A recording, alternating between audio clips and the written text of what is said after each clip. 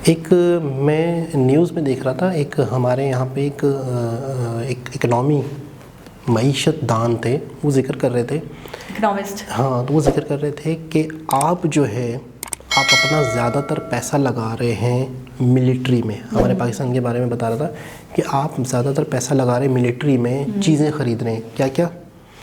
Missiles हैं, जहाज़ हैं, डिफेंस सिस्टम को स्ट्रॉन्ग कर रहे टैंक्स हैं। हैं। बोला वो सब किससे चलेंगे? आपके पास सामान बहुत सारा है, फ्यूल से। अच्छा, फ्यूल कहाँ से आएगा? वो तो आपको इंपोर्ट करना पड़ेगा। पैसों से। बिल्कुल। पैसा, डॉलर। डॉलर कहाँ से आएगा? एक्सपोर्ट से। अस्सलामुअलैकुम, नमस्ते, सत श्री अकाल। कैसे हैं आप लोग? उम्मीद करती हूँ ठीक होंगे, खुश होंगे। मैं हूँ अतिक अली और मेरे साथ हैं तारिक नियाजी। अस्सलामुअलैकुम, नमस्ते, सत श्री अकाल। उम्मीद करता हूँ ठीक होंगे, खुश होंगे। दोस्तों, जहाँ रहें खुश रहें, माँ बाप का ख्याल करें, क्योंकि माँ बाप है तो सब कुछ है। चैनल को सब्सक्राइब, वीडियो को लाइक, दूसरों के साथ शेयर और बेल आइकन को प्रेस करना बिल्कुल ना भूलें, ताकि आने वाली हर वीडियो का नोटिफिकेशन आपको टाइम टू टाइम मिलता रहे। सो आज की हमारी वीडियो है इंडिया चाइना ट्रेड से रिलेटेड। स्टार्ट करते हैं अपनी वीडियो को। Let's start. ओके गाइस, तो वीडियो का टाइटल है India China trade hits record high of $125 billion, what happened to boycott. So start करते हैं। नमस्कार and welcome you to world affairs. मैं हूं Prashant Dhawan. Indians just can not stop buying Chinese products. India China का जो trade है record high $125 billion तक पहुंच चुका है। जो हमारा ट्रेड डेफिसिट है चाइना के साथ, इसमें भी एक बहुत ज़रा बड़ी चम देखी गई है।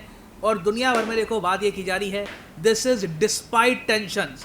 कई हमने बॉयकॉट देखे इंडिया में, कई जगह जो चाइनीज़ कंपनीज है उनको हमने रिस्ट्रिक्ट भी किया है, मगर तब भी चाइना भी यहाँ पे खुशियाँ मना रहा है कि इंडिया चाइना ट्रेड बहुत ज़्यादा बढ़ चुका है। 43.3% का ईयर ऑन ईयर यहाँ पर उछाल देखने को मिला है।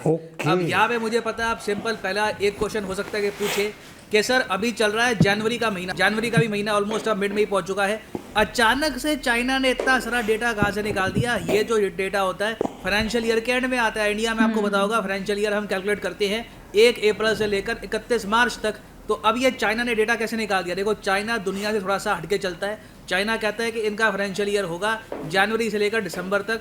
तो अभी जो इनका डेटा आया है ये 2021 का जो डेटा है, जनवरी से लेकर दिसंबर तक का। मगर ऑब्वियसली आपके माइंड में यहाँ पर क्वेश्चन होगा, मगर इतना ट्रेड हुआ क्या यहाँ पर?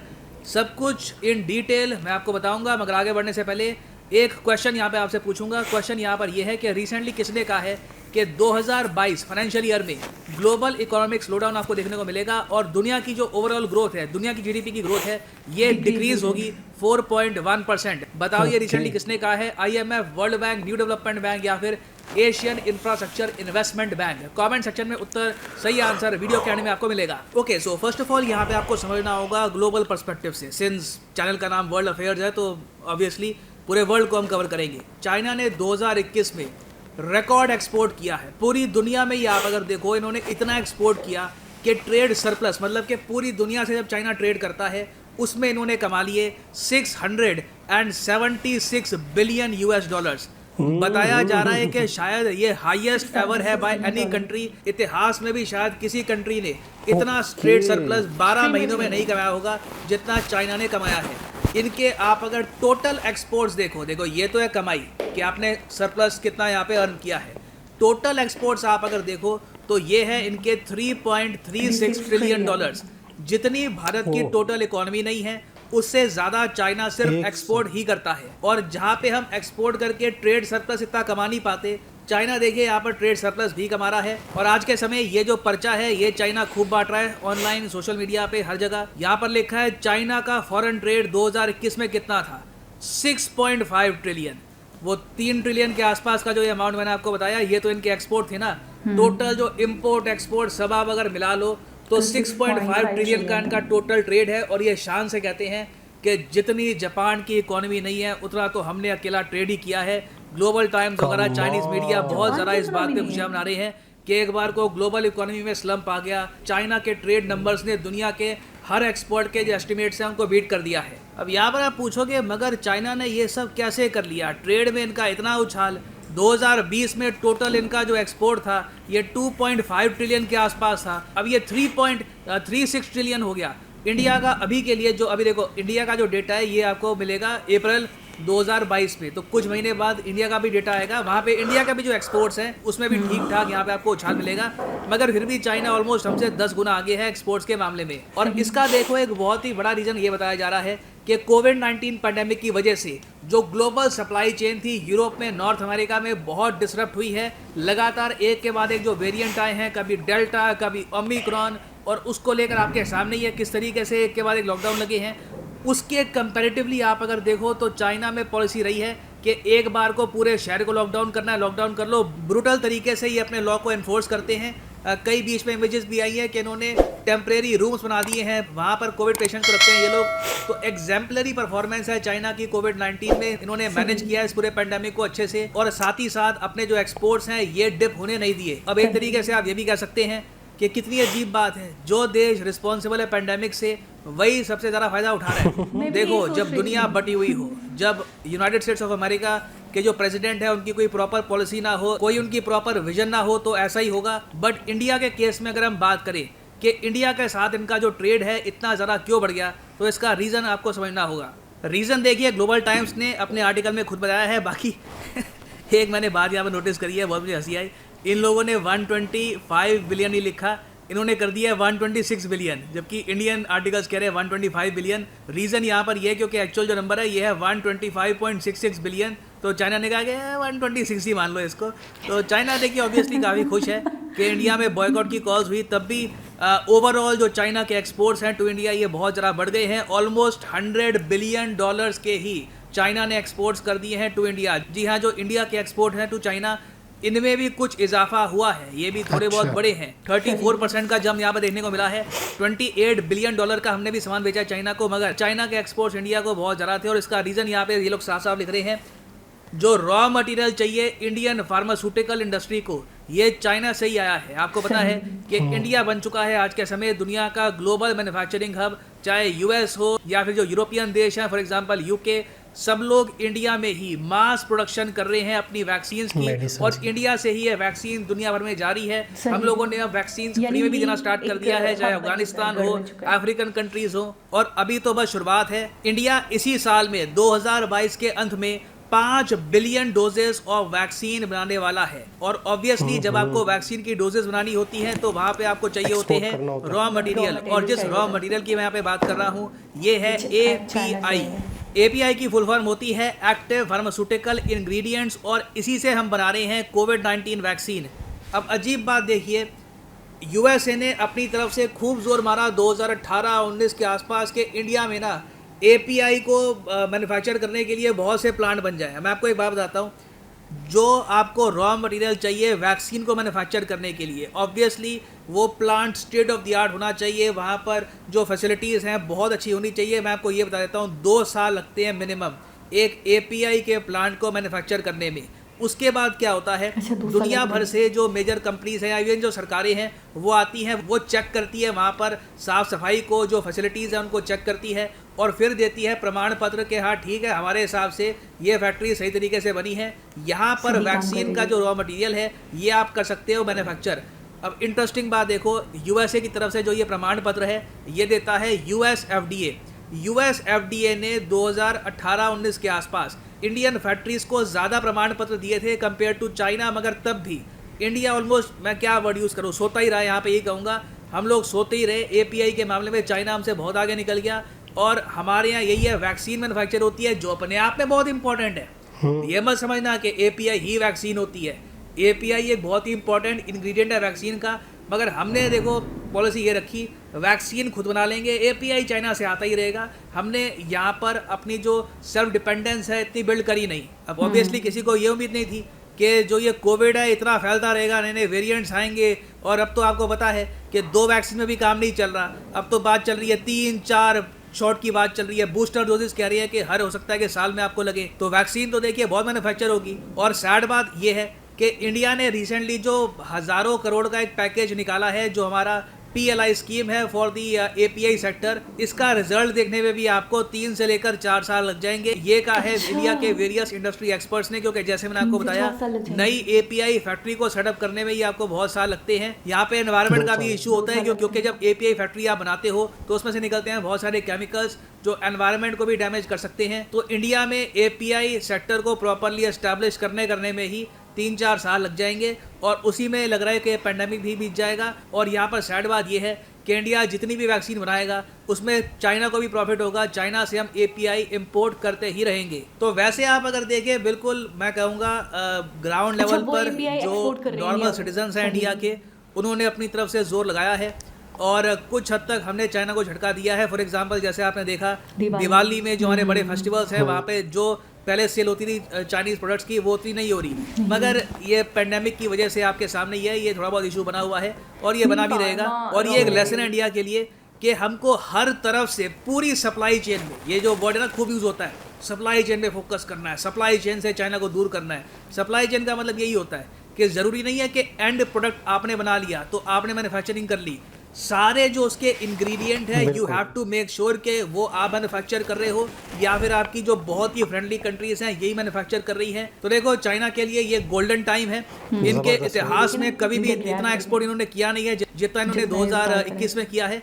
इसके पीछे ऑफ कोर्स ये भी है कि ग्लोबल डिमांड जो है इलेक्ट्रॉनिक प्रोडक्ट्स की काफ़ी हद तक बढ़ गई है, तो इस वजह से चाइना ने रिकॉर्ड अभी यहाँ पर पोस्ट किए हैं रिजल्ट्स। मगर मैं आपको ये कहूँगा अप्रैल तक इंतज़ार करिए, इंडिया के भी शानदार रिजल्ट आएंगे। ऑब्वियसली जो चाइना के नंबर्स हैं उनको हम बीट तो बिल्कुल नहीं कर पाएंगे, मगर ईयर ऑन ईयर की जो प्रोग्रेस होगी आप देखोगे इंडिया की बहुत शानदार रहने वाली है। ग्लोबल इकोनॉमी हो सकता है कि नेगेटिव में चली जाए, इंडियन इकोनॉमी पॉजिटिव में ही जाएगी इस फाइनेंशियल ईयर में। नाउ अब बात करते हैं हमने क्वेश्चन की कि किसने कहा है कि global economic growth will decrease sharply to 4.1% in 2022।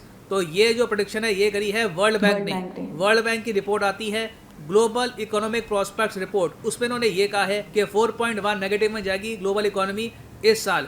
पिछले साल गई थी 5.5% और इन्होंने ये भी कहा है कि 2023 में भी ग्लोबल इकोनॉमी नेगेटिव में ही जाने वाली है, 3.2% ये होगी डाउन। तो इंडिया के पास अच्छा मौका है।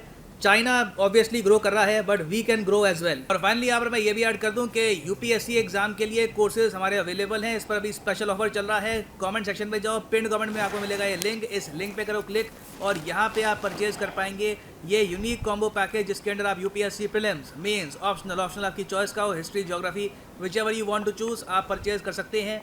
और अभी के लिए यहाँ पर प्राइसेस काफ़ी हद तक लो है। इसके अलावा आपको एडिशनल 3 मंथ्स फ्री मिलेंगे अगर आप 18 मंथ्स एंड अबव का जो कोर्स है ये करते हैं परचेज। तो अगर आपके पास टाइम है, अगर आप मान के चल रहे हैं कि 2-3 साल बाद एक प्रॉपर अटैम्प्ट दूंगा यूपीएससी का, अभी प्रिपेयर करना है, ग्राउंड वर्क तैयार करना है, तो this is a great way to prepare yourself for the UPSC examination. मगर जो यहाँ पर प्राइसेस लिखे हैं you do not have to pay these prices, simply यहाँ पर कोड यूज़ करो PD10 and the prices shall fall. So use the code PD10 and save money. इसी नोट के साथ ये है वीडियो का अंत। Thank you for listening and as always God bless you all. Okay जी जनाब, ज़बरदस्त। अच्छा, मुझे ऐसा लग रहा है कि चाइना का तो इंक्रीमेंट दिखाया है कि बहुत ज़्यादा इंक्रीज़ हुआ है इस बार, इसका एक्सपोर्ट भी और इम्पोर्ट भी जो ओवरऑल है ट्रेंड इंक्रीज़ हुआ है। अच्छा, मुझे लग रहा है जितना उछाल चाइना ने दिखाया है, चाइना में आया है, मुझे लग रहा है उससे ज़्यादा इंडिया में आया है। ठीक है, यानी टोटल की बात नहीं करते क्योंकि उसका एक्सपोर्ट तो बहुत ज़्यादा है, ओवरऑल बहुत ज़्यादा ट्रेड करता है चाइना, तो इंडिया अभी उससे पीछे ही है। लेकिन जितना वेरिएशन चाइना ने दिखाया है ना, उससे ज़्यादा मुझे लग रहा है इंक्रीमेंट इंडिया ने दिखाया होगा। उससे ज़्यादा तो नहीं, लेकिन ये है कि उसको बीट तो नहीं कर पाएंगे। बीट की बात नहीं करी, लेकिन स्पीड यानी कि ग्रोथ ज़्यादा करी है। जैसे अगर फॉर सपोज उसने 30% किया है तो इंडिया ने 40% ग्रोथ की है। बिल्कुल किया होगा, उसमें कोई शक नहीं है, क्योंकि जिस तरीके से एक्सपोर्ट और इंपोर्ट जो है इंडिया की बढ़ रही है। अच्छा, एक चीज़ और बहुत अच्छी लगी कि हमने इस पर बहुत मरतबा पहले भी बात की है कि जो फैक्ट होते हैं वो फैक्ट हमें क्लियर बताए जाते हैं। यानी कि बेशक वो चाइना है या पाकिस्तान है, किसी चीज़ में अगर वो आगे है तो है, उसको माना जाता है, उसको डिफाइन भी किया जाता है। तो ये बहुत अच्छी बात है पहली तो। अच्छा, API को लेकर वीडियो में कहा उन्होंने कि इंडिया को बहुत सारे मौके मिले, ठीक है, US वगैरह ने या दूसरे जो कंट्रीज़ हैं उसने इंडिया को ज़्यादा मतलब अपॉर्चुनिटीज़ मिली इंडिया को, इंडिया के अंदर ज़्यादा इंटरेस्ट दिखाया गया, लेकिन इंडिया ने उन मौक़ों को एक तरीके से अवेल नहीं किया, इंडिया से होता रहा। अच्छा, मुझे बड़ी हैरत हुई कि वो इंडिया ने ठीक है, लेकिन उसके बावजूद वही वाली बात, जो भी तल्ख हकीकत है, जो भी मतलब एक डार्क साइड है वो दिखाई जा रही है, बताई जा रही है, उस पर बोल रहे हैं वो खुलकर। बिल्कुल, कि ऐसा नहीं लग रहा था कि कोई प्रेशर हो, कोई तनाव हो जिसकी वजह से वो मुंह नहीं खोल पा रहे या नहीं बोल पा रहे। जो फैक्ट है, बिल्कुल फैक्ट जो है कि हमें मिले हम मौके, लेकिन हम अवेल नहीं कर पाए। किसी भी चीज़ प्रोडक्ट का रॉ मटेरियल भी इंसान के अपने पास होना चाहिए। अच्छा, पूरी दुनिया की एक्सपोर्ट पे, पूरी दुनिया के रॉ मटेरियल पे, पूरी दुनिया की प्रोडक्ट पर चाइना ने पंजे गाड़ लिए हैं। इस वीडियो से एक अंदाज़ा तो ये हुआ। अच्छा, हर मामले में चाइना दुनिया को चीज़ें बेच रहा है। अच्छा, कई लोग अपने कंट्रीज़ में चीज़ें बना भी रहे हैं ना, खिलौने। अच्छा, खिलौने बनाने के लिए मशीन चाइना, पहले तो खिलौने ही चाइना दे रहा है। कुछ लोग मटेरियल को, रॉ मटेरियल, कुछ लोगों का क्या होता है ना कि यार शिपमेंट में बहुत ज़्यादा कॉस्ट आ जाती है, खिलौने आने में जगह घेरते हैं ना, वज़न होता है, जगह घेरते हैं। तो कुछ लोगों ने क्या किया कि अपने ही कंट्रीज़ में चीज़ें बनाते हैं, कुछ बहुत सारे कंट्रीज़ खिलौने वगैरह पे बात कर लेते हैं। तो कुछ लोगों ने मशीन और रॉ मटेरियल प्लास्टिक का दाना होता है छोटा छोटा सा, तो वो मंगवा के अपने ही कंट्री में बनाना शुरू कर दिए, चीज़ें फैक्ट्रियाँ लगाना शुरू कर दिए। लेकिन मैं ये कह रहा हूँ कि अपने कंट्री में अगर लोगों ने चीज़ें बनाना शुरू कर भी दी हैं तो वो रॉ मटेरियल के लिए चाइना के मोहताज हैं। मिसाल के तौर पर वैक्सीन अगर इंडिया बना भी रहा है तो रॉ मटेरियल के लिए चाइना से उसका मटेरियल, ठीक है ना। प्लास्टिक के अगर खिलौने बर्तन बन भी रहे हैं हमारे कराची में, पाकिस्तान में या अफगानिस्तान में कहीं पर भी, तो उसकी मशीनरी चाइना से, उसका प्लास्टिक चाइना से, और वहाँ से फिर वो अपनी कंट्री में बना के बेच रहे हैं। तो हम ये सोचते हैं कि हम अपने शहर में ये चीज़ बना रहे हैं तो हमारा कारखाना लग गया तो हम एक चीज़ बना रहे हैं अपने लिए, हम खुद बना रहे हैं। अच्छा, यानी कि इस बात को हम इस तरीके से समझ सकते हैं कि वो कहीं से भी मौका नहीं छोड़ा, जैसे पूरी बिरयानी बनाकर भी बेच रहा है। अगर आप बिरयानी लेने में इंटरेस्ट नहीं है तो चावल, मसाले, गोश्त वो अलग से वो भी दे रहा है। तो अब जिसको बिरयानी अपने घर में बनानी है या अपने मुल्क में बनानी है तो फिर भी उसको मटेरियल के लिए तो उससे रुजू करना ही पड़ेगा। आप किचन के आइटम्स में देख लें, जो ऐसे ऐसे किचन के आइटम हैं जो आपको बड़ा आसानी प्रोवाइड करते हैं, यानी कि आपके लिए बड़ी सहूलत है। आपके जो पूरे पूरे ग्लव्स बने हुए हैं, ठीक है ना, वो पाकिस्तान में भी बन सकते थे, चाइना ने बना दिए। अच्छा, गरम मसाले के लिए जो बॉटल्स वगैरह पाकिस्तान में भी है। अच्छा, वो आता कहाँ से? वो भी चाइना से। अच्छा, ये डीप फ्रिज या डीप फ्रीज़र के अंदर कुछ ऐसे ऊपर की चीज़ें पे ऐसे भी रखने होता है कि उसमें जगह बहुत ज़्यादा होती है, लेकिन आप चीज़ों के ऊपर चीज़ें नहीं रख सकते। तो ऊपर की छत जो होती है, यानी डीप फ्रीज़र के वो बॉक्सेस होते हैं ना, तो ऊपर की छत के ऊपर भी फिट होने के लिए बॉक्सेस बन गए हैं, वो भी चाइना से। आपके ऐसे ऐसे इंस्ट्रूमेंट जो आपको आसानी प्रोवाइड कर रहे हैं, यानी कि आपको खाना पकाने में, वो भी चाइना से। अच्छा, वो देखा आपने वो जो जिसके ऊपर अंडे रखते हैं, वो जो रैक होती है पूरे अंडे की, फिश बनाने की, अंडे बनाने की, नहीं अंडे रखने की जो रैक होती है। तो अच्छा, हमने जो नॉर्मली देखा वो प्लास्टिक की होती है, वो कुछ गत्ते टाइप का मटेरियल है, मेड इन चाइना। अच्छा, वो हैरान हो रही हूँ मैं देखकर, बिल्कुल बिस्किटी कलर के मिल रहे हैं ना मॉल के अंदर अवेल है, लेकिन वो बिल्कुल गत्ता टाइप मटेरियल है, वो प्लास्टिक नहीं है।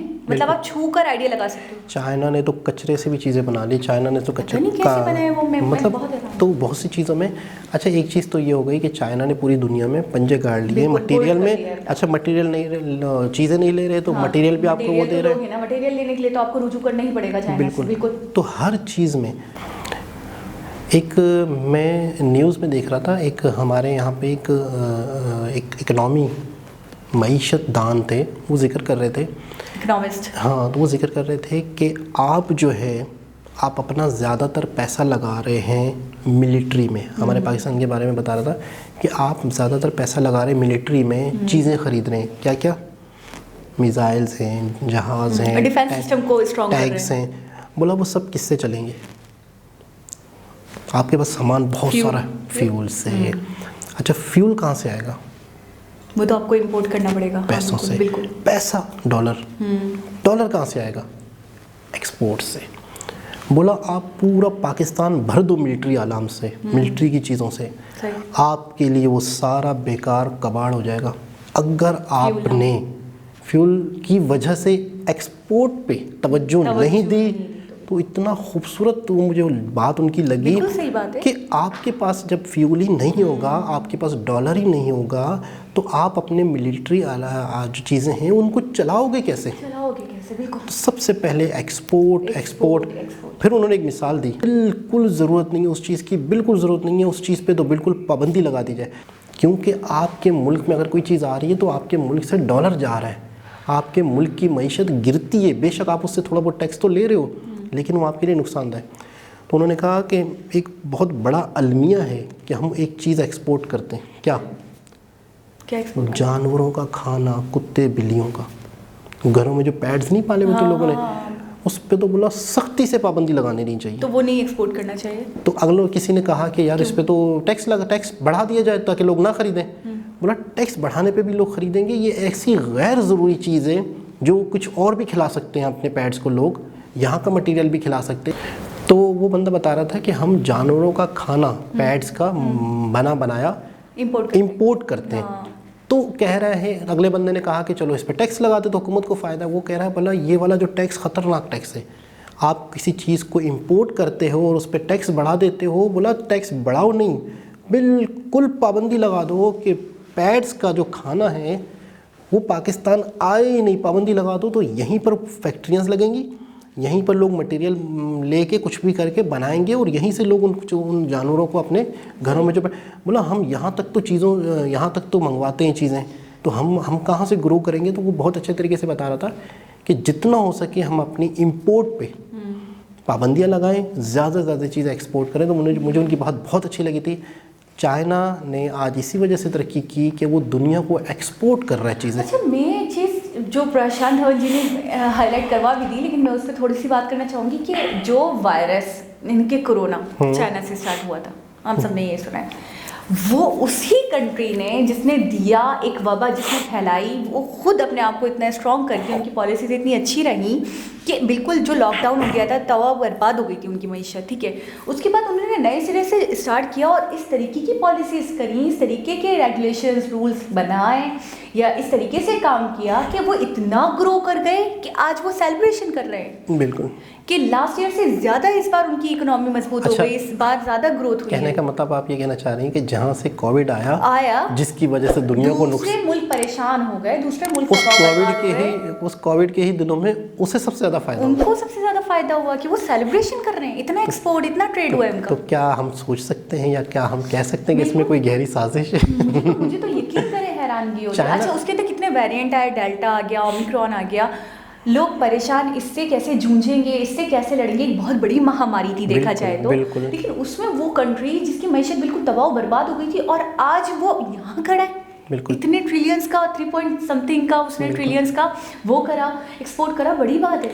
उनकी मेन चीज़ उनकी पॉलिसीज़, उन्होंने अपनी बेहतरीन तरीके से पॉलिसीज़ पे काम किया, तरीके से काम करते हैं, चलाते हैं अपने मुल्कों में। तो बिल्कुल आज पूरी दुनिया को चीज़ें सप्लाई कर रहे हैं, मशीनरी प्लस रॉ मटेरियल और प्लस प्रोडक्ट्स, तो आज वो कामयाब। अच्छा, एक छोटे से छोटा गैजेट ले लेना आप, चाइना मेड इन चाइना, अब उसको घुमा कर देंगे मेड इन चाइना। अमेज़न भरा पड़ा है चाइना, बिल्कुल। मोबाइल्स ले लें चाइना, मेड इन चाइना, बिल्कुल ऐसा ही है।